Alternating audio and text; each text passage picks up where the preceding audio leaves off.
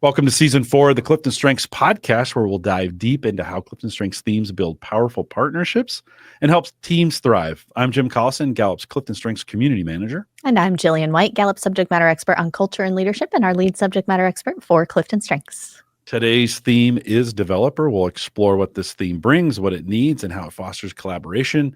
Jillian, always great to see you. Welcome. Always great to partner with you. And I hope that people feel very developed through learning about our developer today. Yeah, it kind of fits in nicely with this model because we created these podcasts to be kind of developer driven, so to speak, right? Education, learning, some of those kinds of things. But before we get too far, let's back up a little bit. Tell us a little bit about this theme. What is it? Remember, at the heart of developer are individuals who love to cultivate growth and potential in other people. These are the individuals who see that potential. They want to pull it out, encourage it, and celebrate incremental growth and progress for individuals. It's a relationship building strength. So it loves to do that with people. It cultivates potential in people. The image that I have is actually a baby taking its first steps, right? And you see somebody who's standing on the other side of the room that's like, come on, you can do it. And they really encourage them to take that step forward. They encourage that progress. They celebrate that progress. And you see that potential being nurtured and cultivated by that person who's the high developer on the other side of the room. In a workplace setting, a manager or an individual, whatever, who has high developer, where it's really working on people is special. To see the intentional direction of moving people in directions. When you think about some of the work that you've done, you got a good example as we think about this theme in action? Yeah, I was thinking about a group that I was with last year. I did a keynote on strengths-based development with a group that is actually in education, and they have child development centers all around. They had about 2,000 center directors who are coming all together as a part of this conference. And so when you have that many people go through strengths at the same time, you can look at the collective and see what their top strengths are. Think about the industry that I just shared with you. This group had developer in their top 5. So it was so fun to actually see that as a collective in that environment. First of all, think about how this likely showed up for many of them in the work that they did. Now, you don't have to have high developer to be in child development. It doesn't mean if you have developer, you can't use it in other contexts, but it was such a great fit in this scenario of people who truly loved bringing out potential and got to do that through their work. And what I noticed in that setting, you're going to hear me continually bring back listening for the values of strengths. Developer values development. So what I also noticed is that they lit up when they felt developed at that conference as well. So it was really fun to just see how naturally they lit up with the idea of growth and fueling potential. Jillian, when you're around a group like that, can you feel that? I mean, that much energy, don't you get a sense like you can almost feel it coming out of the group, right? You and I were just talking about this. I think it's fascinating to just think about the physiology of strengths. Oftentimes I'll talk about, go back to our initial research on clues of talent. We actually have interviewers trained to listen for talent. Oftentimes what you're listening for is when someone's energy rises.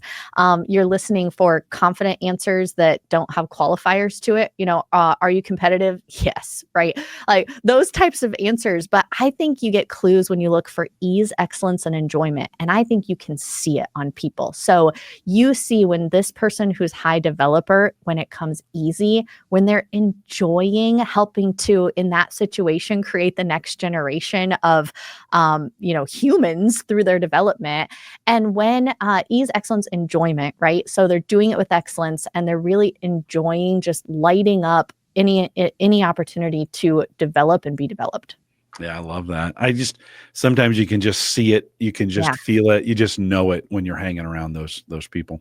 Yeah. In Gallup Access now, and in actually the Gallup Access app, we have a section where you can actually compare your themes to others. We got a little graph that's in there, that's the relative distance, but we also spend some time giving you some clues on what it brings and what it needs. We're going to practice that now.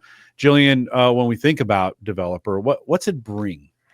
Yeah, Jim, I was just thinking about your question of what it feels like when you have a strong developer and what does it feel like in a partnership? I think it feels very safe because you have somebody who you know is rooting for you, sees your potential, and wants to help you progress. What you typically experience on the other side of a developer, if I'm partnering with one, usually they have a lot of patience. They usually have a commitment to improvement, and they're usually going to bring an awareness of progress. That's where they light up, is helping to see growth and progress in someone. So they're going to help us see the first steps and celebrate them. Often with developer, we think about it. It makes sense on what it brings. That's because it's always doing something for people, right? It's always developing them. We kind of forget about what it needs. So I think this is just as important. So what does it need? Yeah, I think about two sides with this. What does a developer need? Remember, it's a relationship building strength. It needs people to invest in and develop. So think about giving this person opportunities to be the coach, be the mentor, be the teacher in a situation. They're going to thrive when they're helping to foster growth in someone else. So even when you're partnering with them, give them those opportunities to look for development. I also think on the flip side of that, go back to what I shared earlier. If it values development, what else do they need? They likely need to feel developed themselves. They need people who are saying, hey, how are you learning and growing through this process? What do I see in you? And how can you develop through this or have a developmental goal? So those are good to keep in mind as you're partnering with somebody with that high development. I might add one more in sharing in the end result of that development, right? And being there or being a part of it or seeing the end, seeing the end of that development, whatever it might be, and sharing in that and recognition, right? Of saying, oh yeah, that did pay off. Like all that work, all those steps. And that's where I think you see that just patience. I think people who I work with who are high developer, there's just a strong level of like patience and support. They're rooting for you. For sure. We have this thing we call theme dynamics. It's a new section in our new top 5 report that's out there. Comparing 2 themes, we got statements for individuals. We're going to talk about some for groups and teams. But how would you see this, or what's the most common theme that pairs with developer out of our database, Jillian? Yeah, remember, database for us, 34 million people and counting around the globe who have actually taken CliftonStrengths Finder and know their strengths. And when we look at that combination of what's most likely to show up with somebody who has developer, they are also most likely to have empathy in their top 5. So I want to actually read the actual statement. Oftentimes I give my own words to this, but I want to read the actual statement that you would find on a top 5 report for this one. Human emotion and potential are invisible realities. You can help others express their feelings and achieve their potential. So you can see how those two work together. Empathy can probably feel where someone's at, and then developer thinks about how to take that and shape that and help them move forward. What a great extra sense to have working with. Like, hey, I feel like I can sense this in you. Let's move in this kind of direction. Yeah. That's pretty great. And I love that. Example as well. Let's think about it in the terms of partnerships or collaboration. Yeah.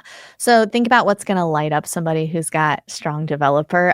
They're going to get even stronger with that strength if they have people who help them tailor that development. So individualization, empathy, like we just talked about, learner, these are strengths that might do well with helping to say, okay, who is the person in front of you and how do you tailor that development in a way that's going to be really meaningful and help bring out the best of what you're seeing in that person. So that's, I think, a fun catalyst partner. On the flip side, who's your complementary partners? One thing I always think complementary is either looking for, who is completely different than you that brings a different perspective, or who helps to compensate for a potential watch out area for the strength. One thing we know with developers, they see potential. Sometimes they have a hard time letting go of that potential. So this might be in a work setting. This might be somebody who they have someone on their team who just continually has some performance issues, and they have a hard time getting to a point where they need to realize they need to let that person go if they're just not getting there, right? So who do they need to partner with? Think about, somebody who can help take some action or know when to move forward. So achiever, activator, command, any of those types of strengths that help kind of move that forward and think about the actions with it. When I think about not necessarily opposites, right? But when I also think about where developer lights up, I'll give a real example with this. We had a coaching team within Gallup who was all coaching with a client around engagement results. And we had someone on our team who was strong developer. And where she thrived was actually working with some of the managers who had lower engagement results.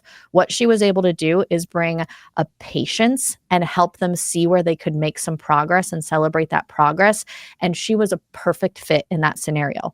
Now, who else did we need on that team to think about partnering? We also needed some people with more of a maximizer orientation. So those might be the people who I positioned more to work with, let's say some of the people who are already strong on engagement and just take them up a notch to the next level. So if you think about building a team around this, you may need those people. Developers going to have a lot of that patience for that incremental small step growth. We need that. We also need those people who operate more in those good to great, who want to work with your high potentials and take that to the next level. So those are fun combinations to think about.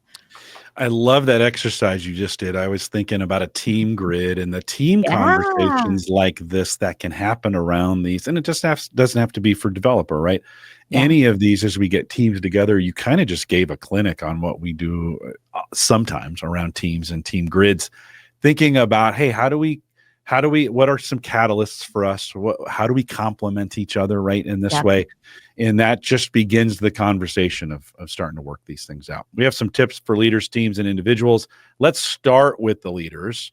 How can leaders recognize and harness developer in their teams and for their organization? I always feel like this section is just like a summary of everything we've been talking about, right? It is a good comeback. Translate this for the leader. If you've got people on your team or in your organization, like the organization I was talking about that has strong developer across the entire company, right? Think about, first of all, how do you spot it? These are people good at developing those around them. People go to them likely for help. They are encouraging growth in others. You're just going to naturally see that showing up in the team. We're always going to talk about, for a leader, think about how to get the best out of that strength and position them to do more of it. Unlock that strength, right? These might be great candidates, like I mentioned earlier, for being mentors, for being a part of development. Maybe you've got newer associates coming on the team who need to kind of learn the ropes. Pair them with that high developer, right? That developer needs to be positioned to develop. Remember, if you're a leader, to focus on their development as well. Also be there for those moments where you need to help prod a little bit if they need to let go of potential, like we talked about in a situation. Jillian, never worry about coming back around and re-emphasizing. It's the teacher in us, right? That's what right? Good developers do. That's what good developers do, right? Good teachers do that as well. What about teams? What working with someone with high developer, what should they know? I always like to just think about what are questions you can ask someone on a team who has this strength. So if I'm working with somebody who's high developer, I say, hey, where do you see opportunities for people to grow in the work that we're doing together? Maybe we're rolling out a system change at a company, but there's an underlying opportunity to help people grow and develop through that process. How could we bring that angle to it? So use their ability to naturally see that and tap into it. Also think about how to celebrate progress with them. It's not positivity, so it's not wired that way, but it does love to see and celebrate progress. And so bringing that into your partnership will be really meaningful and speak the language of your partner who's high developer. And finally, for individuals, what are some final thoughts as we think about them amplifying this theme in their partnerships? I've been trying to think about how we could bring in more of our research, because you know me, I love input and learner. I love bringing in some of what we're learning in other spaces.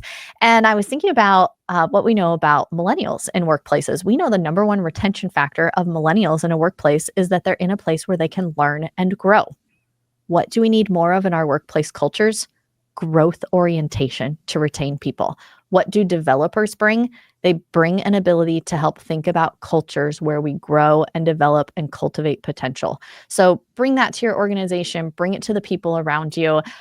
They are going to feel encouraged to make progress and grow themselves when you are bringing the strength and encouraging them to step up and develop. Speaking of learning and growing, with that, we'll remind everyone to take full advantage of all the learning and growing resources we have available in Gallup Access. If you log in, head to the resources tab menu upper left and choose resources, put in this theme developer and everything that we've developed around that. Some podcasts or written content available for you as well. And then just talk about it with some friends too. It is always fun. Just the other day, Addie, who's in chat now, we're talking about my family. We brought up the themes. We started talking about them. Just a great opportunity to review some of those as well. If you're listening live, stay around for a little bit of a post show. If you're listening as a podcast or there on YouTube, we probably have another one for you. We'll see you in the next one. With that, we'll say goodbye, everybody.